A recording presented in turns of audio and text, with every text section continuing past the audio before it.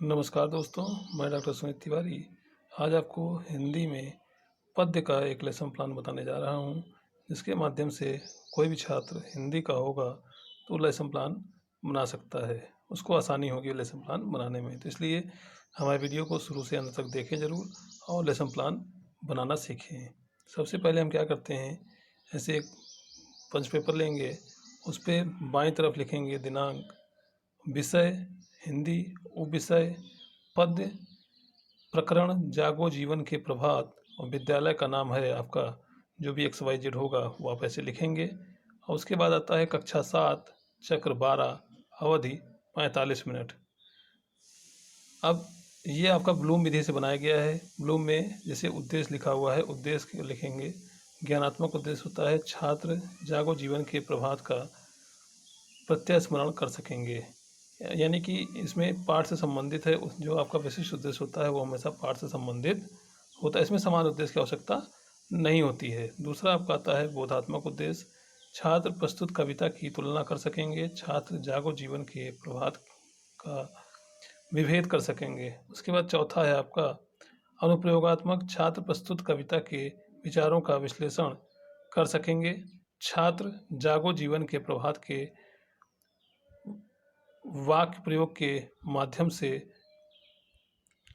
सामान्य निष्कर्ष निकाल सकेंगे। चौथा है आपका कौशलात्मक उद्देश्य, छात्र प्रस्तुत कविता का सचित्र चित्रण अंकन कर सकेंगे, छात्र प्रस्तुत कविता का निरूपण कर सकेंगे।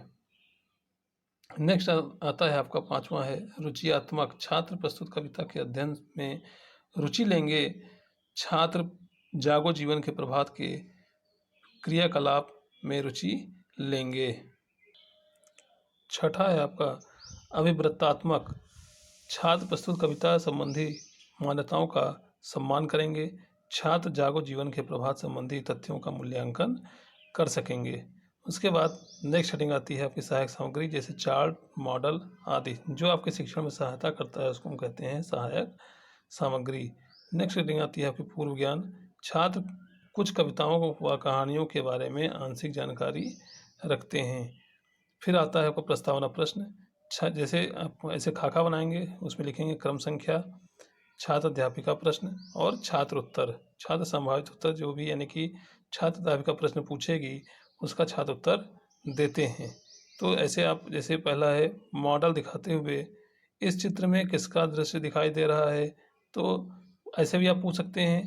तो यह दृश्य में प्रातःकाल का दृश्य दिखाया गया है।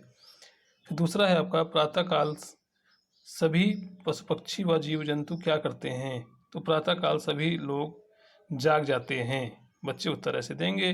तीसरा जैसे है सुबह जाग कर लोग क्या करते हैं, सुबह जागने के बाद लोग जीवन से संबंधित नित्य क्रियाकलाप करते हैं। जागो जीवन के प्रभात के बारे में आप क्या जानते हैं, ये बच्चे उत्तर नहीं दे पाएंगे, इसलिए यहाँ पे देखिए लिखा हुआ है समस्यात्मक। तो इस तरह से ऐसे भूमिका बनाई जाती है प्रस्तावना प्रश्न पूछ के। नेक्स्ट हेडिंग में जैसे समस्यात्मक आता है, फिर छात्र अध्यापिका उद्देश्य कथन हेडिंग डाल के जैसे बताएगी, आज हम लोग प्रस्तुत कविता जय शंकर प्रसाद द्वारा रचित जागो जीवन के प्रभात के बारे में जानकारी प्राप्त करेंगे। उसके बाद फिर नेक्स्ट हेडिंग आती है प्रस्तुतिकरण। प्रस्तुतिकरण ही मेन होता है, जिसमें लिखा जाता है छात्र अध्यापिका आवश्यकता अनुसार पाठ को 2 सोपानों में विभाजित करेगी। देखिए यही आपको यहाँ पे सोपान विभाजित करके दिखाया गया, जैसे प्रथम सोपान और द्वितीय सोपान। अब 2 सोपान जैसे उसमें लिखा हुआ प्रस्तुतिकरण में, तो ऐसे आप करेंगे। पहला सोपान जैसे उसमें है अब जागो जीवन के प्रभात, और दूसरा है आपका तम नैनो प्रभात। इस तरह से प्रथम सोपान जैसे अब जागो जीवन के प्रभात, पहला सोपान ऐसे लिखेंगे, और उसके बाद ऐसे ही खाका बनाएंगे, जैसे इसमें लिखा हुआ है शिक्षण बिंदु, और दूसरे में लिखा छात्र अध्यापिका क्रिया, तीसरे में लिखा है छात्र क्रियाएं।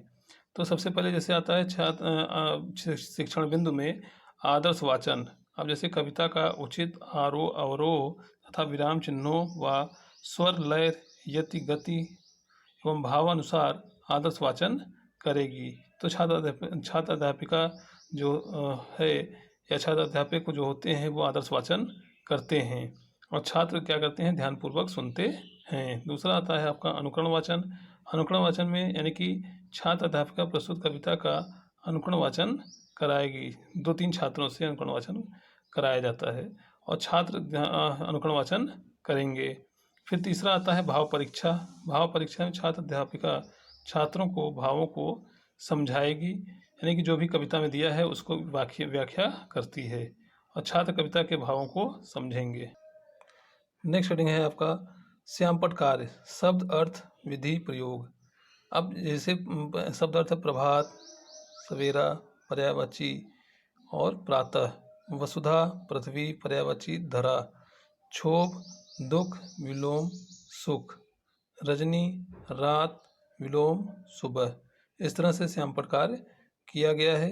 इसमें लेखन एवं निरीक्षण कार्य, छात्र अध्यापिका, नेक्स्ट हेडिंग है लेखन एवं निरीक्षण कार्य। छात्र अध्यापिका श्यामपट पर लिखे कार्यों को छात्रों से अपनी अभ्यास पुस्तिका में उतारने का आदेश देगी और घूम घूमकर कक्षा का निरीक्षण कार्य करेगी। फिर नेक्स्ट हेडिंग आती है उसके बाद मौन वाचन। मौन वाचन छात्र अध्यापिका छात्रों के 2 या 3 मिनट का समय लेकर मौन वाचन कराएगी। उसके बाद आता है बोध प्रश्न। छात्र अध्यापिका प्रश्न और छात्र उत्तर। तो प्रस्तुत कविता में कवि ने क्या संकेत देना चाहा है, तो बच्चे उत्तर देंगे। प्रस्तुत कविता में कवि ने ज्ञान और अंधकार को मिटा कर कार्य करने की प्रेरणा दी है। दूसरा प्रश्न जैसे है, किन्हीं 2 कवियों के नाम बताइए, नागार्जुन और हरिवंशराय बच्चन। कविवर जयशंकर प्रसाद के बारे में आप क्या जानते हैं, यह समस्यात्मक है। तो जैसे द्वितीय सोपान आपका आ जाएगा। द्वितीय सोपान में आप तम नयनो प्रभातः। अब जैसे शिक्षण बिंदु है आपका, शिक्षण बिंदु में अब आपका शिक्षण बिंदु जैसे आदर्श वाचन है, ऐसे खाका बनाएंगे। छात्र अध्यापिका क्रिया, छात्र अध्यापिका कविता का उचित स्वर, लय, यति एवं भाव अनुसार आदर्श वाचन करेगी। इसी तरह छात्र अध्यापक क्रिया में भी लिखेंगे। छात्र क्रिया में छात्र क्या करेंगे, ध्यानपूर्वक सुनते रहेंगे। फिर अनुकरण वाचन, छात्र अध्यापिका छात्रों को प्रस्तुत कविता का अनुकरण वाचन कराएगी।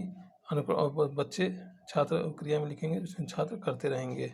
भाव परीक्षा, जो पैराग्राफ पढ़ाया गया है उसका यहाँ पे छात्र अध्यापिका कविता के भावों को समझाएगी और छात्र ध्यानपूर्वक सुनते रहेंगे। उसके बाद श्यामपट कार्य। श्यामपट कार्य में जैसे शब्द अर्थ, जैसे माल्यवान, किरणतल, ये सब आप शब्द अर्थ लिखेंगे।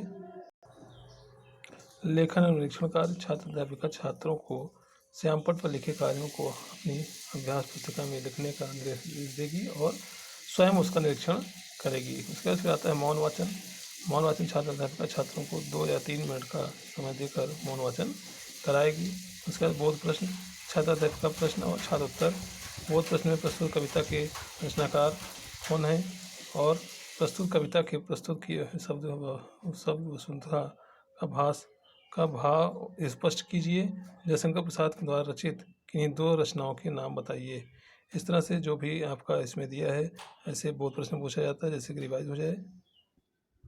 बोध प्रश्न के बाद पुनरावृत्ति प्रश्न। प्रस्तुत कविता में कवि ने क्या संदेश देना चाहा है, प्रस्तुत पंक्ति का भाव स्पष्ट कीजिए। वसुंधरा पर ओस बने बिखरे, किन्हीं 2 कविताओं के नाम बताइए। जयशंकर प्रसाद के बारे में आप क्या जानते हैं, माल्यवान का भाव स्पष्ट कीजिए। इस तरह से पुनरावृत्ति प्रश्न पूछा जाता है, जिससे कि बच्चों को पूरा एक बार पुनः दोहरा लें और इस लास्ट में गृह कार्य दे दिया जाता है, जिससे अच्छी तरह से समझ में आ जाए। जैसे प्रस्तुत कविता के भावों यानी